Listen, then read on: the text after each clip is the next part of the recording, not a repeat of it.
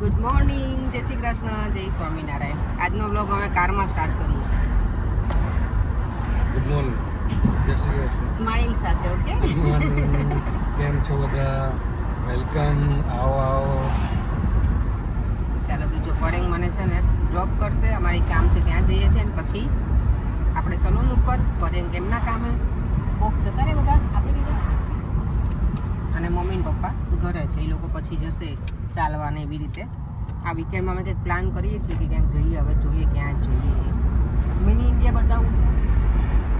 અહીંયાથી નજીકથી બધું સ્ટાર્ટ કરે. અમે સ્ટાર્ટિંગથી અહીંયા નજીકમાં પહેલાં જઈએ છીએ. બહુ ગરમી છે ને, બીચ ઉપર જવા એવું છે નહીં. સેન્ટ્રલ લંડન અમે રાહ જોઈને બેઠા છીએ. તમારા બીજા ગેસ્ટ આવવાના છે ઇન્ડિયાથી, તો કીધું સાથે જઈએ એવું પ્લાન કરીએ છીએ. લેટ્સ સી હવે શું થાય છે આગળ. અહીંયા જોવો રસ્તા. પરેંગ આવતા વીકથી વરસાદ છે હવે સારું. પરેંગ તો બહુ ત્રાહિમામ પોકારી ગયા આ વખતે ગરમીમાં. અમે એકલા જ નહીં, બધા જ, કારણ કે બધા એટલું બધું એમ કે બહુ ગરમી છે. ઇવન પરેંગ ક્લાયન્ટ જેટલી આવે ને બધી એવું છે કે ટુ હોટ, કે આટલી બધી ગરમી અહીંયા હોય નહીં ને એટલે વધારે જ બધા હેરાન થઈ ગયા છે. બિચાર પંખાય નથી મળતા બોલો અત્યારે કોઈ પણ જગ્યાએ. આજે જો માર્કેટની વિઝિટ નહીં કરાવું, આજે M&Sમાં જાઉં છું અત્યારે, કારણ કે આજે હું માર્કેટ બાજુ જ્યાં હોય ને ત્યાં નથી, બીજા સલૂન ઉપર છું એટલે.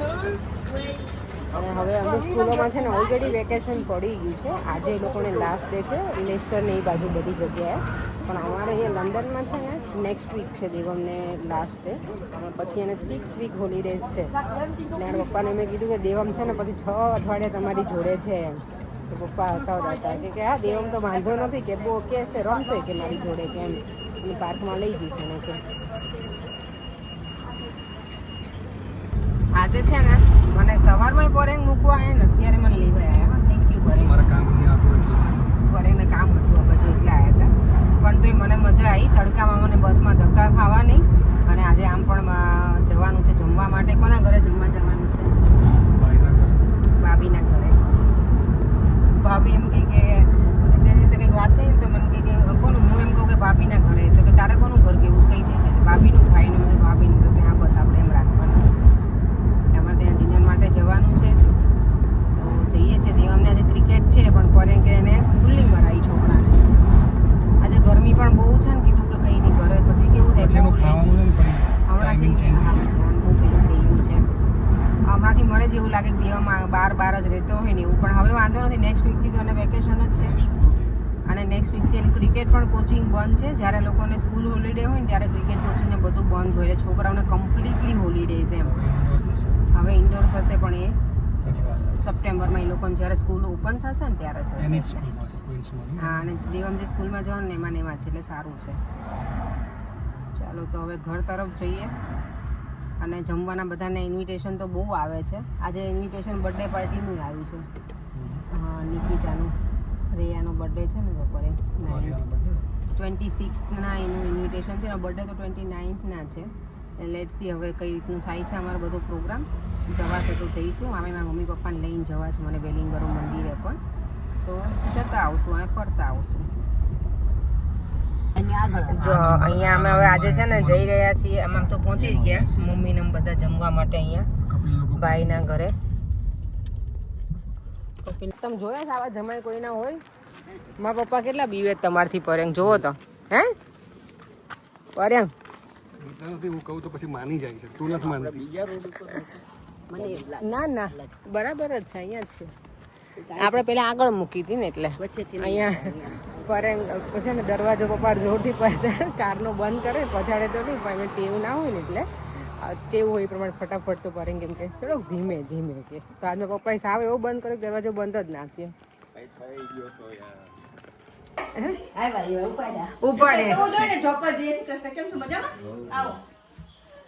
જો અમે અહીંયા પહોંચી ગયા છે ને અહીંયા અમારે આજે બધું રેડી કરી નાખ્યું છે. પણ ભાભી ઉતાવળા બહુ છે ને પનીર ભુરજી બનાવીશ ભાભી? ઓકે. આમાં રાઈસ, મને પનીરનું કઢી, કકડા ઓછા ભાવે. તમને આમથી પનીર કેમ ભાવે? એમને પંજાબી ભાવે નહીં એટલે હે ને. મિક્સ કરી નાખો તો તો વાંધો ના આવે. હા. અને આમાં મેં તો કોઈ પનીરનું નો ભાગ સેવ ટમેટાનું. હા, જો પનીર જેને ના ભાવતું ને એને નહીં ભાવતું એટલે જો સરસ એટલે બે આમ ને તો કીધું રસોઈમાં એવું જ બને જે રસોઈ બનાવવા વાળાને જે ભાવતું હોય એ જ બને. હા તો અને જો અહીંયા સલાડ કઈ કરવાનું જ બોલો. ના બસ આ જો નાન તળીને અને દિવાળી. અહીંયા જો ડોહી કેટલા મસ્ત આ તો અમારા મિનીને ફ્રેન્ડ મળી ગયું છે જો અને અહીંયા બધા આવી ગયા છે એવું છે દેવા આમ જો જય શ્રી કૃષ્ણ કેમ છો તો અમારા છોકરાઓ તો હોલીડે કરવા જાય અમારા મિનીની ફ્રેન્ડ હોલીડે કરવા અહીંયા આવી છે મિનીને મજા આવે ને એટલે અલી શું નામ છે એનું જોલી હે છો જોલી ઓકે જોલી જોલી જ છે પણ એ આમ તો જો યાર દેખ ખબર જ ના પડે યાર જો પપ્પા જોયું એ હા જો ખબર જ ના પડે એ લોકોને તો ઓળખાણ નીકળે જ રાખે અહીંયા ઇન્ડિયાથી જે આવ્યા હોય ને હે ને આખો દિવસ એ લોકોને ઓળખાણ નીકળે જેટલી વખત મળે ને હા યાર હું એ જ જોઉં એને ગમે ત્યાંથી છેડા અડી જાય આપણને હા એક્ઝેક્ટલી હા કનેક્શન જગ્યા હું લઈ લઉં છું. હા લઈ લે આજે લે અપેક્ષાની જગ્યા હું લઈ લઉં છું લઈ લઉં છું તું વિડિયો ઉતાર. જે 3 લેડીઝ સીધી કામ કરે છે હું એ વિડીયો લઉં છું જે સમર હોય એટલે કેટલી મજા આવે બહાર બધાને બેસીને જમવાની આ સાચી વાત છે અહીંયા સારું પડે ને બહાર એ ટીન ચલો આ જો ઓલા પ્રોપર રસોઈ આવ્યો ને એમ જો રૂમાલ નાખીને હા ભાભી આમ જોવો તો ને રાવણ જો પ્રોપર રસોઈયા છે અમારા છે ગમછો હે ગમછો ઓ માય ગોડ રસો બનાવતા હતા તો વિડિયો તો કોઈ બનાવે જો પ્રિયંકા કે તો અમે બનાવી લઈએ જોયું તો એ પ્રિયંકા કેટલું બધું આમ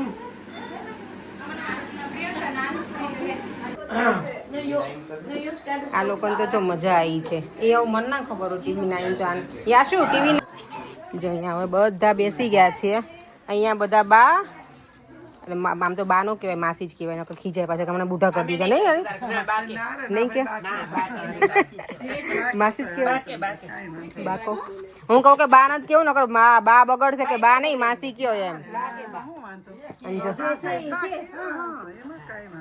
એટલે અમારા આજે પ્રોપર આમ શું કહેવાય હજી ગમછું લઈને ચાલો બેસી જાય શું કે ઓલી બધા હવે જમવા બેસી ગયા છીએ આ છોટે ડોન તો અમારે જોડે જોઈએ ને દીકો એ ગટુ આમ જો હું તો સામે ના એ દીકો આમ જોતો ગ્લાસ આપને બેટા અંદરથી આ ગયા ગ્લાસ એવું જોઈએ જો બચ્ચા પાર્ટી તો મજા આવી નહીં બોલ લે તારે તો ઘરે જવું હતું ને બેટા ન ખવાય મારો દીકરો પોતાનું વોમિટ થાય છે ને સારું નહીં કેવો છે આઈસ્ક્રીમ એ દીકુ કેવો છે હે આઈસ્ક્રીમ કેવો છે કે મસ્ત બોલ્યો મસ્ત જીણો બોલ્યો માર હમણાં આવ્યો તો મને કે હું સ્કૂલે સ્કૂટર લઈને ગયો તો કે હે જો અહીંયા બધા આઈસ્ક્રીમ તમે તો આ હોશ કેમ નો બેઠા લઈને લ્યો એ આઈસ્ક્રીમ ના ખાય બોલ હોસ્ટને હું કંપની આપું લે ખાડેલી એમ નહીં લાઈ હા આ તો અહીંયા જો બધા બેસી ગયા છે આરામથી અહીંયા સુવાની ઈચ્છા થઈ જાય ને બહાર બેઠા હોય તો નહીં અલા ઇન્ડિયા જેવું ઉનાળો યાદ આવે આપણને બહાર એટલે અગાસી ઉપર નાખે ને ગાડલા છોકરાઓને તો માસી કાયમ મજા છે હમણાં વેકેશન પડશે એટલે એ લોકોને મજા પણ અમારે સજા નહીં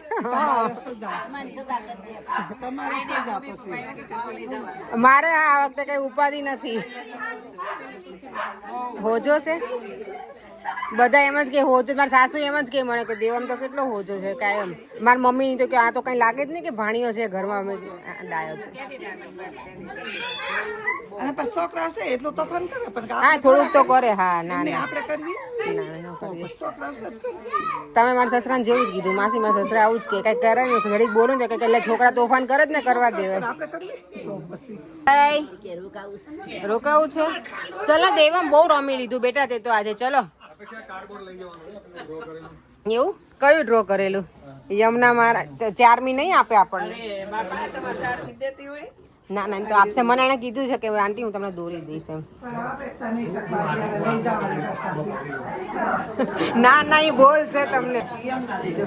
હે શું કહો છો? આ લઈ જવાનું છે ને આમાં કલર પૂરીને આપણે ફ્રેમ બનાવશું. હા બધી દિવાલ પર હેંગ કરશું. કોણ તમને આપશે?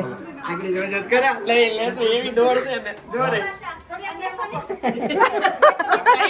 અમે જઈએ. જો ચારમું મને એમ હતું તું એમ કહીશ કે અંકલ લઈ જાવ. તારે એવું કેવું તું બેટા? હા તારે એવું કહેવાનું.